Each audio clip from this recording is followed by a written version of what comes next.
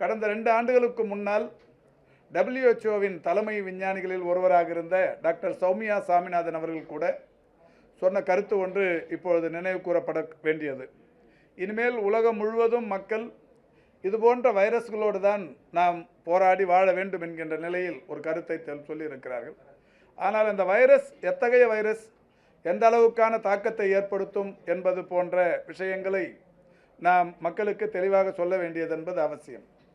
இந்த கொரோனா வந்த நேரத்தில் கொரோனா என்கின்ற வைரஸ், அதை தொடர்ந்து alpha, beta, delta, delta plus, gamma, kappa, omicron என்று பல்வேறு வகைகளிலான அந்த வைரஸ் பாதிப்புகள் அப்பொழுது தொடர்ந்தது.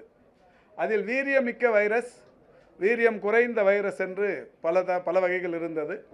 அன்றைக்கு அரசு எடுத்த நடவடிக்கைகள், RT-PCR பரிசோதனை மையங்களை அரசும் தனியார் மையங்களிலும் அதிகப்படுத்தியது, பாதிப்புக்குள்ளானவர்களுக்கு ஏற்ற சிகிச்சைகள், இப்படி பல விஷயங்களை அன்றைக்கு அரசு சிறப்பாக செய்து அதை கட்டுக்குள் கொண்டு வந்தது.